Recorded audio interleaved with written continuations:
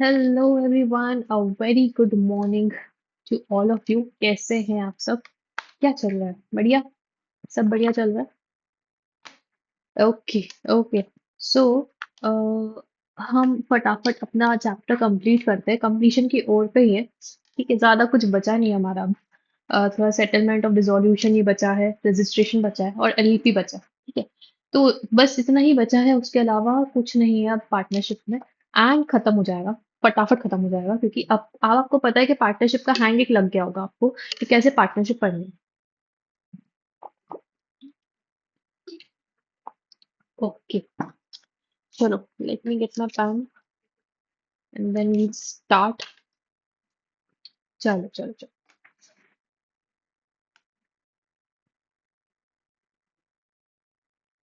अब देखो बात क्या हो रही है। बात हो रही है कि हमने रिजोल्यूशन तो करवा लिया था, है ना।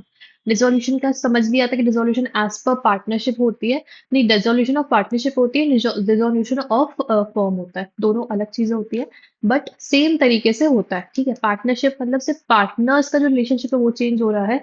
एंड फर्म है मतलब फर्म ही पूरी वाइंड अप हो जा रही है। ओके, अब एक बात समझो। ठीक है, ये राइट टू प्रीमियम वन पढ़ेंगे कुछ टाइम बाद। इसको अभी बीच में नहीं ले रहे हैं अपन, है ना। बाद में पढ़ते हैं। अपन पढ़ रहे डिसोल्यूशन, तो उसी से कंटिन्यू करते हैं। ठीक है, सेक्शन 48 49 आ रहा है यहाँ पे, जहाँ पे हम समझ रहे हैं कि हम सेटलमेंट कैसे करेंगे अकाउंट्स का on dissolution. Okay, treatment of debt कैसा होगा, inability of partner to contribute through deficiency towards deficiency, loss due to insolvency, and फिर पढ़ेंगे गुडविल। उसके बाद आ जाएगा रजिस्ट्रेशन। कायदे से इनको रजिस्ट्रेशन पहले देना चाहिए था, बट पार्टनरशिप में रजिस्ट्रेशन इज नॉट मैंडेटरी। ठीक है, मैंडेटरी नहीं है, कंपलसरी नहीं है। कंपलसरी क्या है? कंपलसरी क्या है कि आप एक डीड बना लो, है ना। आपके पास एक डीड होनी चाहिए, एक एग्रीमेंट होना चाहिए, कॉन्ट्रैक्ट होना चाहिए पार्टनर्स का। नहीं तो वो भी नहीं होगा तो आप कुछ कर ही नहीं सकते, है ना। फिर कुछ भी डिस्प्यूट अराइज होगा, then you have nothing to say. ठीक है, बट हाँ, अगर आपको डिस्प्यूट में जाना है, अगर किसी को स्यू करना है, अगर अपने पार्टनर्स में से किसी को स्यू करना है या कुछ भी करना है, आपकी फर्म रजिस्टर होनी चाहिए उस केस में। ठीक है, उस केस में तो यहाँ पे रजिस्ट्रेशन की बात भी की हुई है। ठीक है, effects of non registration, suits allowed despite non registration. कौन से सूट अलाउड है अगर नॉन रजिस्ट्रेशन नहीं रहता तो भी? जुडिशियल प्रिंसिपल्स कुछ दिए हुए हैं, specific performance, suit for liable and slander दिया हुआ है। एंड यहाँ पे हमारा ये पार्ट खत्म हो जाएगा। उसके बाद हमारा छोटा सा पार्ट बचेगा एलएलपी का, लिमिटेड लायबिलिटी पार्टनरशिप का। उसका एक्ट अपन अलग से पढ़ेंगे, which is same similar as company but in partnership form. Okay, तो ये हम पढ़ेंगे। यहाँ पे एडवांटेजेस डिसएडवांटेज ये सब चीजें हैं। ठीक है, ये सब चीजें आपको आराम से समझ में आ जाएंगी, आराम से आप पढ़ते जाओगे। हमको क्या करना है, हमको तो ऑब्जेक्टिव वाइज पढ़ना है ना। हमें तो ऑब्जेक्टिव्स निकालना है, तो हमको कीवर्ड्स याद होने चाहिए, कीवर्ड्स कहाँ पे क्या क्या है। ओके, तो ये बस यही चीजें हैं। और सेम जो हमने पार्टनरशिप पढ़ा था वही सेम चीजें यहाँ पे आती है। थोड़ा सा कंपनी का टच आ जाता है यहाँ पे, है ना, कंपनी का टच आ जाता है। बस एलएलपी खत्म हो जाएगा and then we are done. Okay, तो अभी तो हमारा जो पार्ट है उसको फटाफट कंप्लीट करते हैं, क्योंकि हमें पता है कि क्या होने वाला है। हमको पता है कि क्या होने वाला है। देखो, रिजोल्यूशन हुआ। यहाँ पे बात कर रहे हैं settlement of accounts on dis sorry,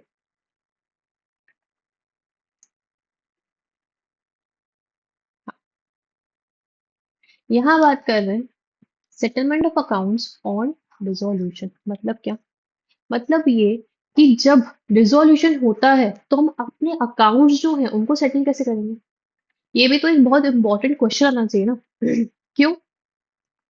हमारा जो कंपनी है, कंपनी तो चल रहा है, मैनेजमेंट चल रहा है, एडमिनिस्ट्रेशन सब कुछ चल रहा है, सेल परचेस हो रही है। कुछ तो अकाउंटिंग करते होगे जहां से प्रॉफिट निकलता होगा, जहां से लॉस निकलता होगा, है ना। कुछ तो अकाउंटिंग मेंटेन होती है, बुक्स ऑफ अकाउंट्स मेंटेन होते हैं, हमारी प्रॉपर्टीज कितनी है, हमारे पास एसेट्स कितने हैं, हमारे पास लाइबिलिटीज कितनी, कितने लोगों को पे करना है, कैपिटल किसने कितना कंट्रीब्यूट किया था, है ना। किसने कितना ड्राइंग करा है, किसका कितना प्रॉफिट रेशियो है, कितना प्रॉफिट उसको मिला है। ये सब तो अकाउंट्स मेंटेन होते हैं, हर जगह पे होते हैं, ये हम इस चीज पे अग्री करते हैं, राइट। तो जब डिसोल्यूशन होता है मतलब कि एक पार्टनरशिप एंड हो रही है ना, पार्टनरशिप एंड हो रही है। ओके, जब पार्टनरशिप एंड हो रही है, यहाँ पे हम किसकी बात कर रहे हैं? Act provides rules for settling accounts between partners after dissolution of partnership. यहाँ पे क्या ऐड हो रही है? यहाँ पे क्या एंड हो रही है? पार्टनरशिप एंड हो रही है, तो पार्टनर्स के बीच का अकाउंट जो है कैसे? मान लो कि ए, बी और सी तीन पार्टनर्स थे। सी जा रहा है छोड़ के। अभी तक ए बी सी का जो अकाउंट था पार्टनरशिप फॉर्म का एक साथ बन रहा था। अब सी छोड़ के जा रहा है। सी जब छोड़ के जा रहा है तो वो तो ये बोलेगा ना कि मेरे हिस्से का जो है मेरे को दे दो, मैं निकलता हूँ यहाँ से। मैं यहाँ से निकलता हूँ, मुझे मेरे हिस्से की चीजें दे दो, है ना? तो ये क्या बोलेगा, मुझे मेरे हिस्से की दे दो। अब कैसे करोगे वो सेटलमेंट? तो यही पढ़ना है हमको कि हम इनका सेटलमेंट कैसे करेंगे। तो सबसे पहले आता है कि ऑर्डर ऑफ पेमेंट। पेमेंट कैसे की जाएगी, ऑर्डर ऑफ पेमेंट क्या होना चाहिए। सबसे पहले तो आता है कि लॉस को ट्रीट करो। Losses are to be paid off in the following order. सबसे पहले ये देखो कि हमारा उस दिन तक का कुछ लॉस है क्या। अगर लॉस है तो हम कैसे पे ऑफ करेंगे। सबसे पहले प्रॉफिट में से पे ऑफ करेंगे, फिर कैपिटल में से पे ऑफ करेंगे, फिर पार्टनर इंडिविजुअली देगा। ठीक है। मान लो कि हमारा लॉस है 100 रुपए का, है ना? प्रॉफिट था 50 रुपए का। ठीक है, प्रॉफिट था 50 रुपए का। कैपिटल थी 30 रुपए की। कैपिटल थी, सॉरी उल्टा कर देती हूँ। कैपिटल है 50 रुपए की और प्रॉफिट है 30 रुपए का। और हमारे लॉसेस हो रहे हैं 100 रुपए के। अभी तक जो प्रॉफिट हमारे पास था वो 30 रुपए का था। पहले 100 में से 30 रुपए माइनस करोगे 70 बचेगा। फिर 50 रुपए माइनस करोगे। ठीक है, उसके बाद कितना बचेगा? 20 रुपए बचेगा। ठीक है, 20 रुपए बचेगा तो 20 रुपए कहाँ से आएगा? पार्टनर इंडिविजुअली पे करेगा। क्या करेगा? पार्टनर इंडिविजुअली पे करेगा। ओके। फिर आता है application of assets. Assets of the firm are applied in the following order. मतलब एप्लीकेशन ऑफ एसेट्स का मतलब ये होता है कि जो भी एसेट है, एसेट को रियलाइज करते हैं। रियलाइज करते हैं मतलब एसेट को बेचते हैं, एसेट से पैसा आता है। प्रॉपर्टी थी, प्रॉपर्टी बेची, पैसा आया, है ना? डेटर्स थे, डेटर्स रियलाइज की हमने, डेटर से पैसा आया। स्टॉक था, स्टॉक बेचा, उससे पैसा आया। तो ये होता है एसेट का वैल्यू। ठीक है, ये हो गई एसेट। अब हम इसको अप्लाई कैसे करेंगे? अप्लाई कैसे करेंगे मतलब इन एसेट का जो रियलाइज वैल्यू जो निकली है, रियलाइज मनी जो हमारे पास आया है, हम उसको कैसे अप्लाई करेंगे, किस तरीके से उसको अप्लाई करना चाहिए। पहले हमको किसको पेमेंट करना है? थर्ड पार्टी डेट्स को पेमेंट करना है। किसको पेमेंट करना है? थर्ड पार्टी डेट्स को पेमेंट करना है। फिर एडवांसेस जो पार्टनर्स ने दिए हैं उनको पेमेंट करना है। फिर कैपिटल जो कंट्रीब्यूट किया है पार्टनर से उनको पे करना है उनके। और जो बचा है पैसा उसको प्रॉफिट शेयर रेशियो। ऐसे समझ में नहीं आएगा, मैं समझाती हूँ कि कैसे क्या होना है।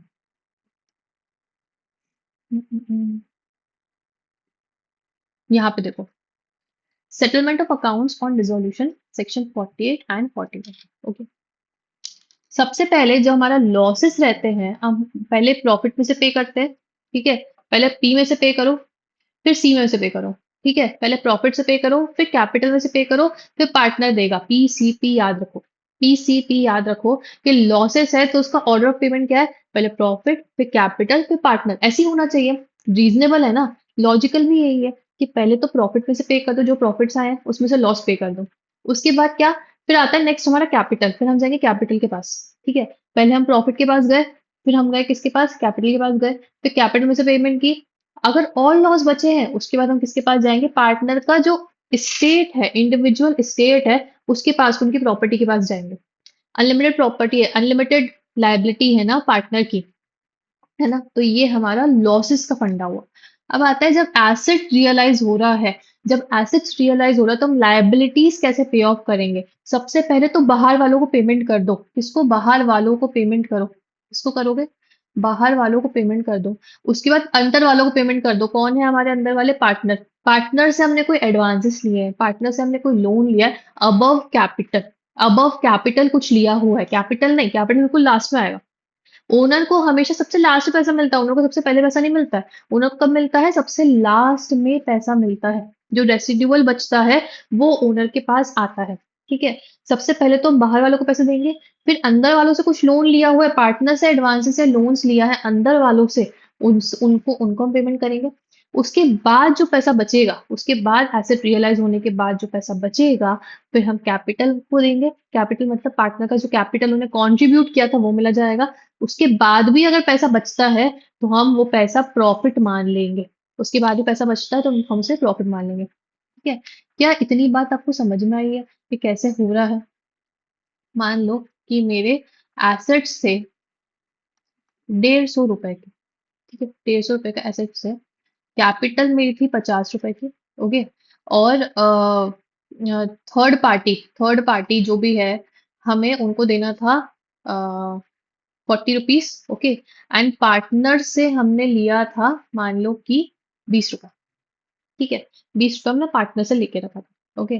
पार्टनर से हमने 20 रुपए लिया, कैपिटल उन लोगों ने 50 रुपए कॉन्ट्रीब्यूट किए। थर्ड पार्टी मतलब बैंक हो, क्रेडिटर्स हो, कोई भी हो, ठीक है, उनको हमको बस 40 रुपए देने हैं। एसेट से हमारा 150 रुपीज रियलाइज हुआ है। पहले किसको पेमेंट करोगे? पहले आप करोगे इनको। पहले आप फर्स्ट किसको पेमेंट करोगे? थर्ड पार्टी को। 150 में से पहले 40 माइनस करोगे, कितना बच गया? 110 रुपए। फिर आप दोगे एडवांसेस जो पार्टनर से लिए हैं उनको। ठीक है, तो उनको हमने 20 रुपए माइनस कर दिया, कितना हो गया? 90 रुपीज। 90 हो गया। ठीक है। फिर हम लास्ट में किसको पैसा दे रहे हैं? लास्ट में हम कैपिटल कंट्रीब्यूट जो की गई थी उसमें से 90 में से 50 रुपए माइनस करेंगे कैपिटल कंट्रीब्यूशन का, तो बचेगा 40 रुपीज। ये हमारे पास सरप्लस बच रहा है। क्या बच रहा है? सरप्लस बच रहा है। तो हम ये सरप्लस किसको बांट देंगे? पार्टनर्स को ही बांटेंगे, वही तो ओनर है ना, वही चला रहे हैं। तो अगर दो पार्टनर है, इक्वल रेशो में आ रहा है, तो 20 रुपए इसके, 20 रुपए इसके, प्रॉफिट शेयरिंग रेशो में उनको बांट दिया जाएगा, PSR। ठीक है।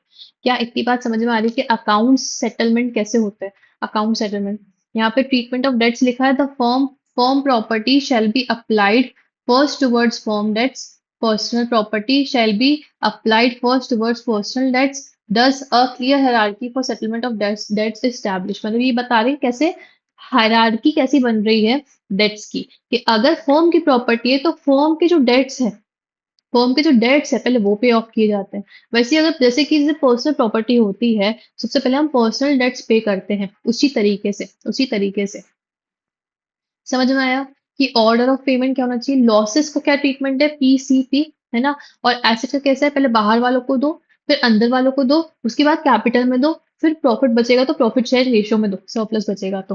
ठीक है। क्या इतनी बात समझ में आई? अब आ रहा है special special rights and restrictions. कुछ सेक्शंस हैं यहाँ पे जो बता रहे हैं कि कुछ राइट्स और रिस्ट्रिक्शंस है किसके ऊपर? पार्टनर्स के ऊपर। Prohibits personal profits from form opportunities during winding up. Winding up के टाइम पे अगर कुछ ऐसा होता है कि जो हमारी प्रॉपर्टी 1 करोड़ में बिकने वाली थी, मान लो 1.5 करोड़ में बिक रही है। 1 करोड़ की प्रॉपर्टी थी, 1 करोड़ में बिकनी चाहिए, 1.5 CR में बिक रही है, तो मतलब क्या ये अपॉर्चुनिटी किसकी है? फर्म की अपॉर्चुनिटी है। किसकी अपॉर्चुनिटी है? ये फर्म की प्रॉपर्टी, फर्म की अपॉर्चुनिटी है। तो यहाँ पे पर्सनल प्रॉफिट पार्टनर नहीं कर सकता वाइंडिंग अप के टाइम पे। ठीक है। Provides for return on off premium on pre mature dissolution. मतलब कि ये सब सेक्शंस दिए, इसके अंदर लिखा है कंटेंट, पर आपको पूरा कंटेंट बताया नहीं है, आपको सिर्फ सेक्शन बताया गया है। ठीक है। ये जो रिटर्न ऑफ प्रीमियम है ना, तो ये मैं आपको अभी समझाऊंगी। ऊपर अपना रिटर्न ऑफ प्रीमियम का जो एक पॉइंट है वो रह गया है, तो ये उसी से कनेक्ट करा जाएगा। ठीक है। ग्रांट्स रेमेडीज वे पार्टनरशिप कॉन्ट्रैक्ट्स इन्वॉल्व फ्रॉड। मतलब कि सेक्शन 52 में कुछ रेमेडीज दी गई हैं अगर पार्टनरशिप कॉन्ट्रैक्ट में कुछ फ्रॉड निकलता है, कुछ फ्रॉड इन्वॉल्व है, तो उसमें क्या रेमेडीज है वो सेक्शन 52 में दी हुई है। Restrict uses of firm name और प्रॉपर्टी आफ्टर डिसोल्यूशन। डिसोल्यूशन के बाद आप फर्म नेम और जो फर्म की प्रॉपर्टी है उसको रेस्ट्रिक्ट किया गया, उसका यूजेस रेस्ट्रिक्ट किए गए हैं, वो 53 में है। Validate reasonable non compete agreements. Non compete agreements क्या है कि पार्टनरशिप में जो आप काम कर रहे हो, तो पार्टनर्स वो काम अलग से जाके नहीं कर सकते, डिसोल्यूशन के बाद कितने टाइम तक वो काम नहीं कर सकते, या पार्टनरशिप में रिटायरमेंट लेने के बाद वो कितने टाइम तक वही काम नहीं कर सकते जो पार्टनरशिप फॉर्म कर रही थी। तो यहाँ पे कुछ रीजनेबल नॉन कम्पीट अग्रीमेंट्स बताए गए हैं 54 में। Deals with goodwill valuation and rights upon sale. मतलब कि गुडविल कैसे वैल्यू की जाएगी, गुडविल कैसे सेल की जाएगी, ठीक है, उसका सेटलमेंट कैसे होगा, वो सब कहाँ दिया? सेक्शन 55 में दिया हुआ है। तो कुछ rights and restriction in section में दिए, 50 से 55 तक 6 सेक्शन है। ओके। तो ये आपको ऐसे लर्न करने की जरूरत नहीं है, बट एटलीस्ट आपको पता होना चाहिए कि कहाँ पे क्या लिखा हुआ है। आपको उसके अंदर तक डीपली नहीं जाना है, आपको बस ये पता होना चाहिए कि इनमें क्या दिया हुआ है। क्वेश्चन आ गया तो यू शुड नो कि इस सेक्शन में ये लिखा हुआ है बस। Okay. Inability of a partner to contribute towards deficiency. मतलब क्या? इनएबिलिटी का मतलब क्या होता है? नहीं कर पा रहा है, इनएबल है। एबिलिटी का मतलब कर सकता है, इनएबिलिटी का मतलब नहीं कर पा रहा है। ठीक है। तो inability of partner to contribute towards deficiency. अब डेफिशिएंसी कब आएगी? डेफिशिएंसी का केस कब आता है? डेफिशिएंसी का केस तब आता है जब आपके एसेट्स हैं 80 रुपए और आपकी लायबिलिटीज है 120 रुपए की।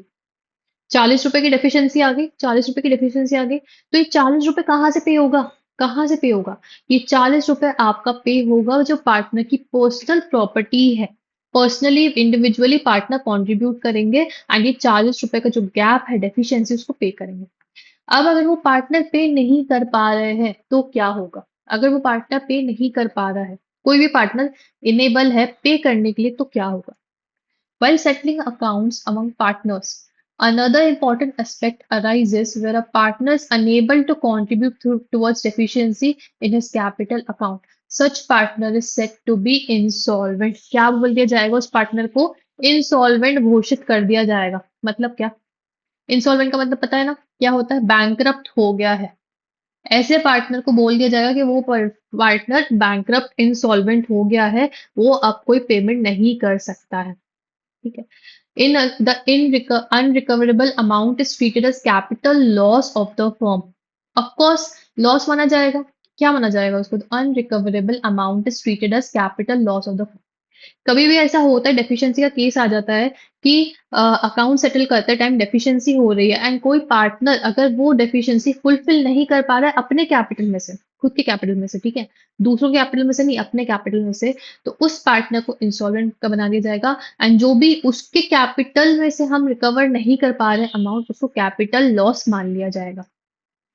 In the absence of any agreement to the contrary, such capital loss is borne by the remaining solvent partners according to the rule laid down in this case law. Garner versus Murray. Garner versus Murray का case था जिसमें ये हुआ था कि जो insolvent एक partner हो गया था, इंसॉल्वेंट हो गया था पार्टनर एंड जो सॉल्वेंट पार्टनर था उसने उसका लॉस बियर किया था। देखो जब इंसॉल्वेंसी हुई तो क्या क्रिएट हो गया? कैपिटल लॉस क्रिएट हुआ। तो कैपिटल लॉस क्रिएट हुआ है तो कौन पे करेगा इसको? तो जो भी सॉल्वेंट पार्टनर्स होंगे, जो भी सॉल्वेंट पार्टनर्स होंगे उस टाइम पे वो पे कर देंगे। वो उस कैपिटल लॉस की भरपाई कौन करेगा? सॉल्वेंट पार्टनर्स भरपाई करेंगे। ठीक है। सच कैपिटल लॉस, यहाँ पे लिख देती हूँ मैं कि the unrecoverable amount is treated as capital loss and such capital loss is borne by the remaining solvent partners. ठीक है। इसका केस लॉ का क्या नाम है? गार्नर वर्सेस मुरे का केस था, उसमें ये बताया गया था। गार्नर वर्सेस मुरे का केस था, उसमें बताया गया था। चलो अपन ना एक क्लास लेंगे जहाँ पे अपन सारे जो केस लॉस है ना उसको एक बार रिवाइज करेंगे।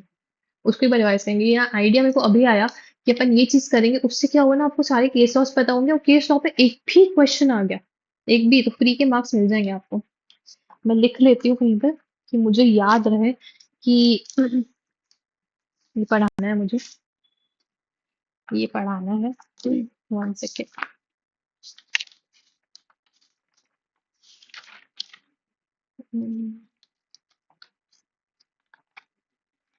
हाँ, ठीक है।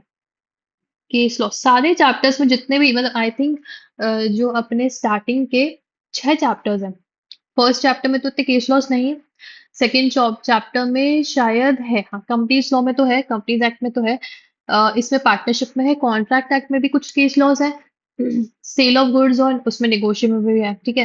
तो इसके बाद हमको 3 चैप्टर्स है जो बड़े बड़े पढ़ना है, उसके बाद का जो है ना प्रिंसिपल ऑफ मैनेजमेंट ही है, मैनेजमेंट वाले ही है, 4 चैप्टर्स हैं फिर हमारे पास प्रिंसिपल्स ऑफ मैनेजमेंट वाला है, और वो आपने ट्रस्ट में पढ़े हुए हैं बिजनेस में एंड वो बहुत ईजी है। ठीक है। तो हम उसको आराम से कंप्लीट करेंगे। हमें ज्यादा इंपॉर्टेंट क्या है, अभी ये 6 चैप्टर्स कंप्लीट करना।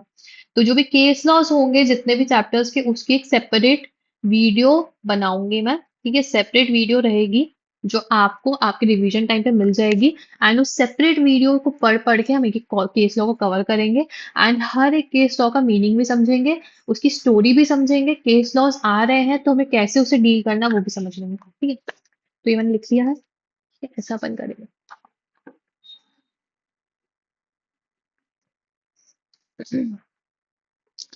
अच्छा, मैं मुझे ना सॉरी, मैं बीच में थोड़ा सा, हमने ये पॉइंट तो कंप्लीट कर लिया कि इनेबिलिटी अगर होती है तो उस पार्टनर को क्या बोल दिया जाएगा, इंसॉल्वेंट। एंड जो कैपिटल लॉस क्रिएट हो रहा है उसके अमाउंट से हम जो रिकवर नहीं कर पा रहे उसको कैपिटल लॉस बोल दिया जाएगा। एंड कैपिटल लॉस कौन बॉर्न करेगा, जो रिमेनिंग सॉल्वेंट पार्टनर्स है वो बेयर करते हैं। ठीक है, गार्डनर वर्सेस मुरे केस में था।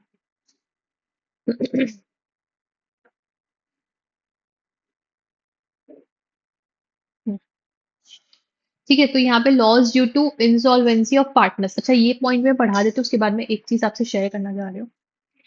हाँ, कहाँ गए?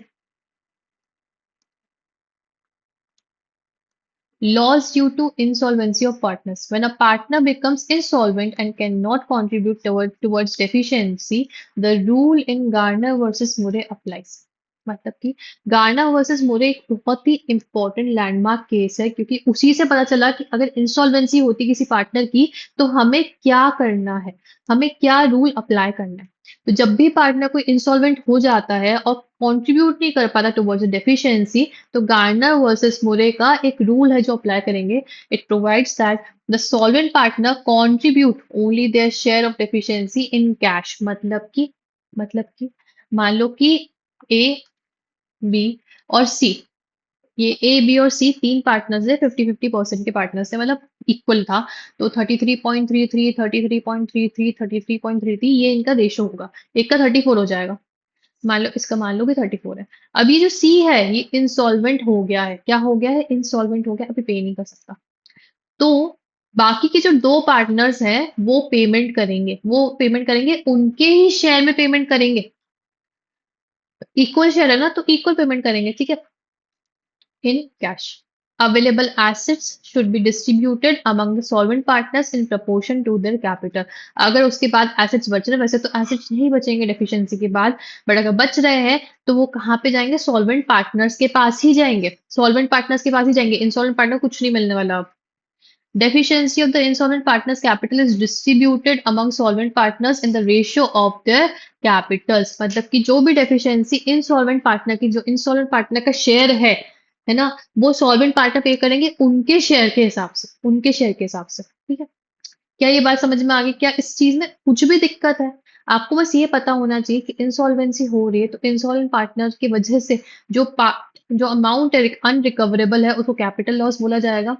कैपिटल लॉस को कौन बेयर करेगा? सॉल्वेंट पार्टनर्स बेयर करेंगे अपने ही रेशो में ऑफ देयर कैपिटल। ठीक है, ठीक है। एंड इन कैश उस डेफिशिएंसी को बेयर करेंगे। जो भी एसेट्स अवेलेबल है वो सॉल्वेंट पार्टनर्स को उनके प्रपोर्शन में मिला जाएगा, बट इंसॉल्वेंट पार्टनर को कुछ नहीं मिलेगा उस केस में। क्या इतनी बात क्लियर है? ये बात हमको समझ में आ गई। And we are done with dissolution का सेटलमेंट।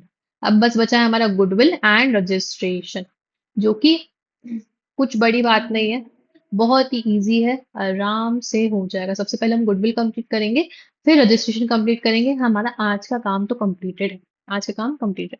ठीक है।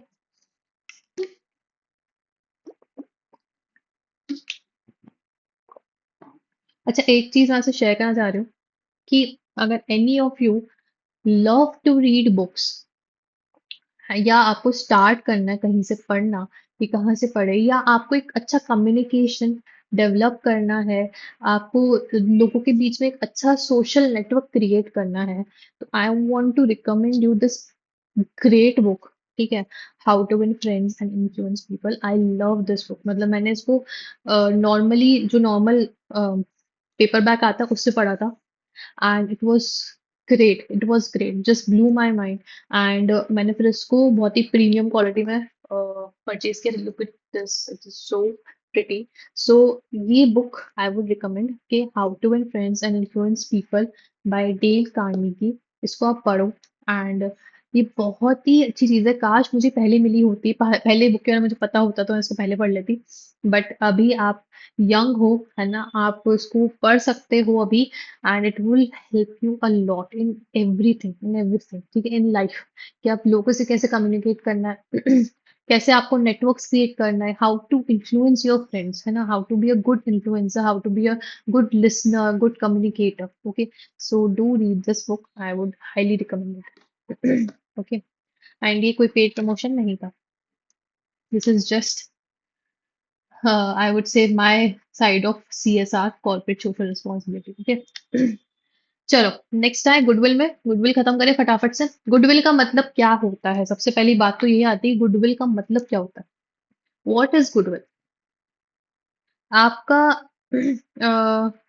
कोई भी टीचर है, कोई भी टीचर है एंड उसका नाम बहुत चलता है, बहुत ही ज्यादा, मतलब सब लोग पागल है उनसे पढ़ने के लिए। फॉर एग्जाम्पल मेरे मैंने जिनसे पढ़ा है CS executive and professional, Shubham Sukhlecha sir, बहुत ही बढ़िया टीचर, बहुत ही बढ़िया, मतलब आई एम लाइक ब्लेस्ड कि मैं उनसे पढ़ी हूँ। I feel like blessed, I feel privileged कि मैं उनसे पढ़ी हूँ। तो वो उनका नाम ही चलता है, उनका नाम ही चलता है। अब तो ऐसा हो गया, उनकी रेपुटेशन ऐसी बिल्ड हुई है कि लोग पागल हैं। अगर वो कोई भी सब्जेक्ट शुभम सुखलेचा सर पढ़ाते हैं तो लोग उन्हीं से पढ़ने के लिए जा रहे हैं एंड पीपल फील बैड कि हमने उनसे पढ़ा नहीं है अभी तक, है ना? क्या है ये? क्या है ये? रेपुटेशन जो बिल्ड हुई है उनकी, जो नाम चल रहा है उनका, किसी को मतलब नहीं है कि वो क्या कर रहे हैं, क्या पढ़ा रहे हैं, क्या है, नोबडी सीइंग दैट, पर उनका नाम चल गया, नाम चल गया। What is that? That is called goodwill, that is called goodwill. जो आपका नाम बना है, कि नाम की वजह से आपकी जो रेपुटेशन बनी है, उस रेपुटेशन की वजह से आपका बिजनेस ग्रो हो रहा है, उस रेपुटेशन की वजह से लोग आपके पास आ रहे हैं, है ना? वो क्या है? वो है गुडविल। वो एडवांटेज किसके पास है? उसके पास है जिसकी गुडविल बनी हुई है। जिसकी गुडविल नहीं बनी है उसके पास वो एडवांटेज नहीं है। फॉर एग्जाम्पल मी, ठीक है, मेरी अभी गुडविल नहीं बनी है क्योंकि I am new in this market, है ना? I am very new in this market. I am building it. I am building it. And after some time, I will also have a goodwill. Okay, after some time. But अभी मेरे पास goodwill नहीं है तो मेरे पास वो एक advantage नहीं है। बट जिनकी गुडविल है इस मार्केट में ऑलरेडी, उनके पास एक एडेड एडवांटेज आता है।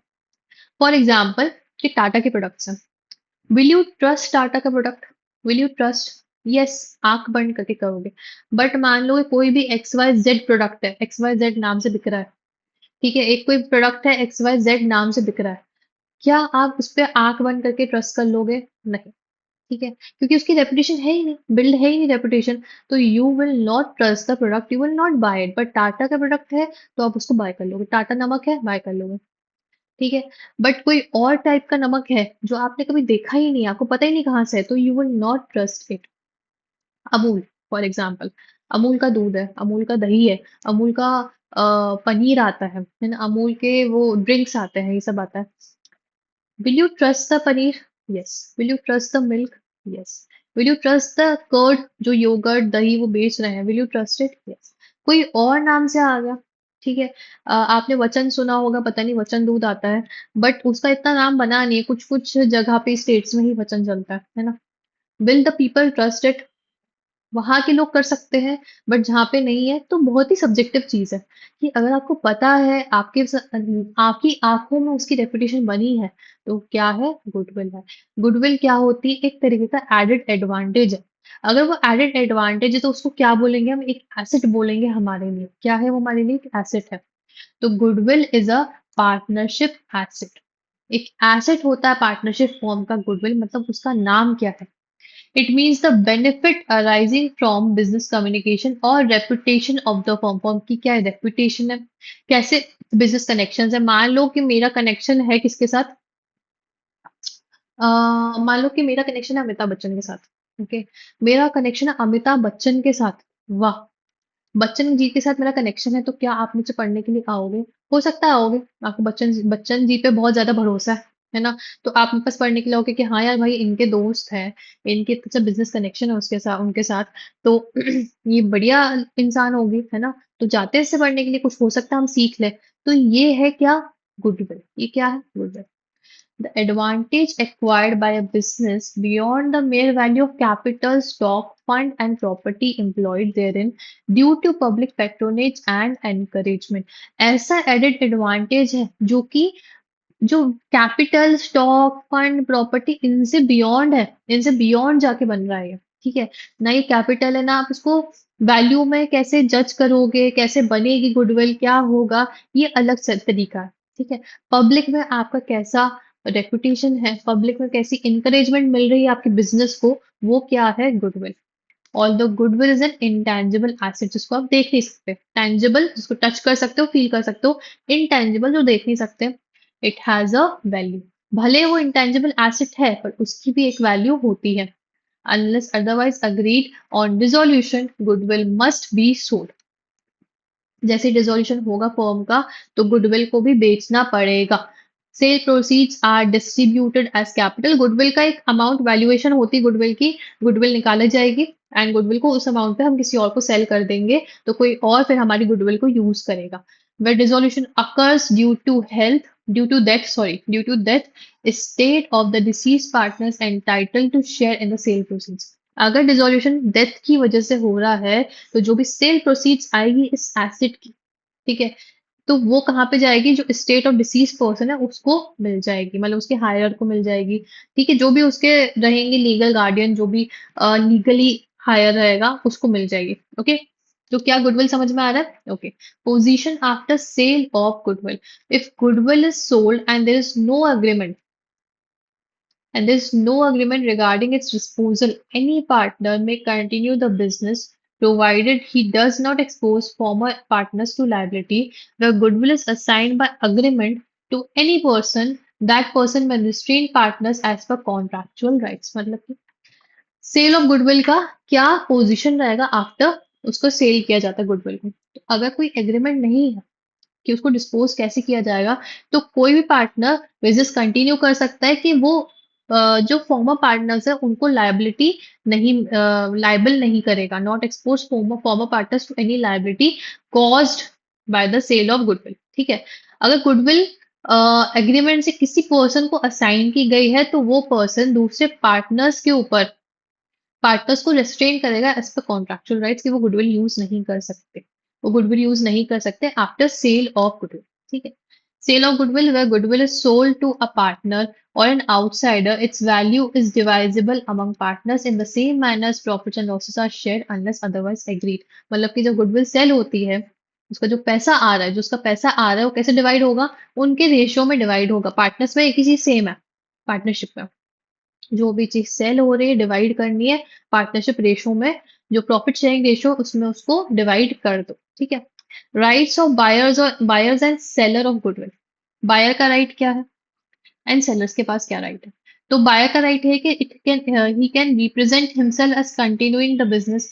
वो ऐसा बता सकता है, मतलब टाटा का बिजनेस अगर किसी को सेल कर दिया गया है तो सामने जो ए पार्टी है, ठीक है, जो ए पार्टी है वो बोल सकता है कि अब ये बिजनेस किसका है, उसका है। Use the firm name exclusively, मतलब अब फर्म का नाम जिसने बाय किया है गुडविल वो यूज करेगा एक्सक्लूसिवली। पुराने पार्टनर्स ने बनाए थे वो थी, उससे कोई फर्क नहीं पड़ता, उन्हें सेल कर दिया, अब जो बायर है वो एक्सक्लूसिवली यूज करेगा। वैसे किसी से प्रॉपर्टी यूज करते हैं। मेरे पास एक फोन था, मैंने वो फोन दे दिया किसी और को, बेच दिया उसका पैसा ले लिया। अब वो फोन किसका हुआ, वो दूसरी पार्टी का फोन हो गया है। अब उसको उसको जैसे यूज करना है करे, उसको तोड़ दे, उसको जैसा करना है करे। ठीक है, एक्सक्लूसिव राइट किसका हो गया, उस दूसरी पार्टी का। इट डजेंट मैटर कि मैंने वो खरीदा था, मैंने उसको इतने टाइम यूज किया, उससे कोई फर्क नहीं पड़ता। Solicit farmer customers of the business, मतलब कि अ, जो टाटा का एग्जाम्पल मैंने आपको दिया था कि टाटा के पुराने कस्टमर्स हैं उनको भी जो बायर है वो सॉलिसिट कर सकता है। सॉलिसिट का मतलब क्या होता है, उन कस्टमर्स को कैप्चर भी कर सकता है। कोई भी पार्टनर ये नहीं बोल सकता कि ये तो हमारे कस्टमर्स थे, आप कैसे ले सकते हो। आपने गुडविल सेल कर दी, अब वो गुडविल के बलबूते जो भी कस्टमर्स हैं, फॉर्मर कस्टमर्स जो हैं, वो सॉलिसिट कर सकता है, जो ये बायर है वो कर सकता है। ठीक है, restrain the seller from soliciting farmer customers and, खुद तो वो लेके आ सकता है कस्टमर्स को, बट जो फॉर्मर पार्टनर्स थे, जो सेलर था, उनको रेस्ट्रेन कर सकता है कि वो सॉलिसिट नहीं कर सकते कस्टमर्स को, वो सॉलिसिट नहीं, वो नहीं खींच सकते कस्टमर्स को। ठीक है, सेलर का राइट क्या, द सेलर में compete with the purchaser unless restrained by a valid restraint clause in the contract of sale। Seller जो है वो परचेसर के साथ compete कर सकता है सेम बिजनेस में, बट अगर जो एग्रीमेंट और कॉन्ट्रैक्ट ऑफ सेल था उसमें अगर रेस्ट्रेंट क्लॉज डाल दिया गया है कि सेलर जो है वो काम नहीं कर सकता इतने पीरियड ऑफ टाइम तक के लिए, तो वो क्लॉज अगर डल गया तो रेस्ट्रेंट हो जाएगा, नहीं तो वो परचेसर के साथ compete कर सकता है सेम बिजनेस में। ये सिर्फ एक सेलर का राइट है, बायर्स के पास सारे राइट है। ठीक है, एक्सक्लूसिव राइट किसके पास है, बायर्स के पास। ये हो गई पूरी बात गुडविल की। क्या बात समझ में आई कि गुडविल क्या है? Is it clear? अच्छा, आपको रजिस्ट्रेशन पढ़ना है और मेरा थोड़ा सा गला खराब होने लगा है, तो अपन यहाँ रुकते हैं। नेक्स्ट अभी जो क्लास आएगी उससे पहले अपन रजिस्ट्रेशन कंप्लीट करेंगे, फिर अपन अकाउंट्स पढ़ेंगे। क्या पढ़ेंगे? अकाउंट्स पढ़ेंगे उसके बाद, ठीक है? तो let's meet in the next class, तब तक के लिए बाय बाय।